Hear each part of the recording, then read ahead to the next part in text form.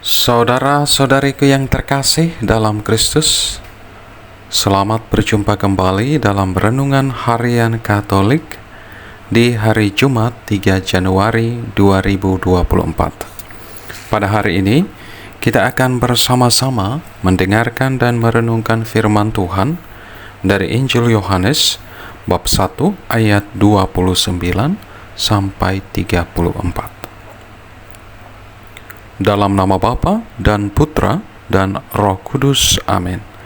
Tuhan bersamamu dan bersama rohmu.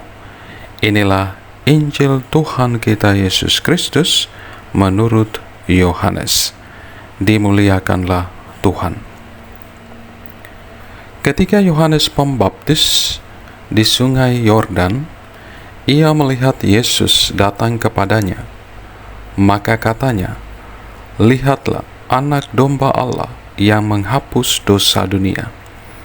Dialah yang kumaksud ketika kukatakan, sesudah aku akan datang seorang yang telah mendahului aku, sebab dia telah ada sebelum aku.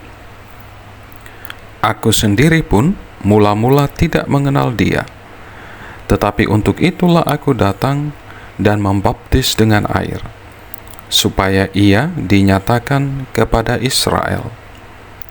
Dan Yohanes memberi kesaksian, katanya, "Aku melihat roh turun dari langit seperti merpati, dan roh itu tinggal di atasnya.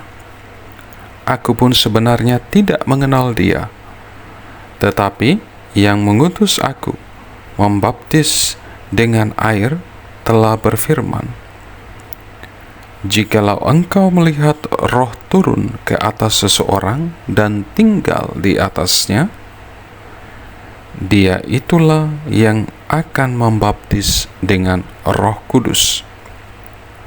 Dan aku telah melihatnya, maka aku memberi kesaksian, dia inilah Anak Allah." Demikianlah Injil Tuhan. Terpujilah Kristus. Lihatlah anak domba Allah yang menghapus dosa dunia. Saudara-saudariku yang terkasih dalam Kristus, seruan Yohanes kepada orang banyak untuk mengenal dan mengimani Yesus sebagai anak domba Allah sering juga kita dengar ketika dalam perayaan Ekaristi, khususnya ketika memasuki liturgi Ekaristi dan kita akan menerima tubuh dan darah Kristus, maka imam akan mengangkat hosti dan piala dan menyatakan demikian, "Lihatlah anak domba Allah yang menghapus dosa dunia." Seruan Yohanes ini tentunya mau mengajak kita sekali lagi untuk semakin mengimani Tuhan kita Yesus Kristus sebagai anak Allah yang datang ke dunia ini untuk membebaskan kita dari kuasa dosa dan maut. Saudara-saudariku yang terkasih dalam Kristus, pribadi Yohanes dengan tugas perutusannya untuk menyiapkan jalan bagi Tuhan dan untuk mengenalkan Yesus yang adalah Putra Allah kepada bangsa Israel, juga menjadi tugas dan perutusan kita sebagai murid-murid Kristus.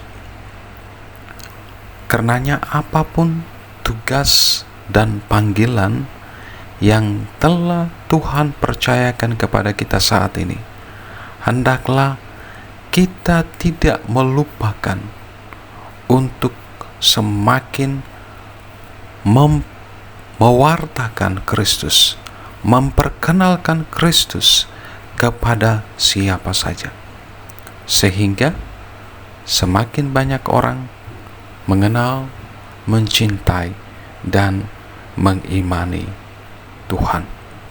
Saudara-saudariku yang terkasih dalam Kristus, pewartaan kita akan Kristus akan semakin membawa berkat dalam hidup kita maupun dalam hidup sesama kita jika kita secara pribadi sungguh-sungguh hidup dalam iman kita akan Yesus, sungguh-sungguh hidup dengan penuh sukacita dan kegembiraan dan kesetiaan sebagai murid-murid Kristus, seperti Santo Yohanes Pembaptis.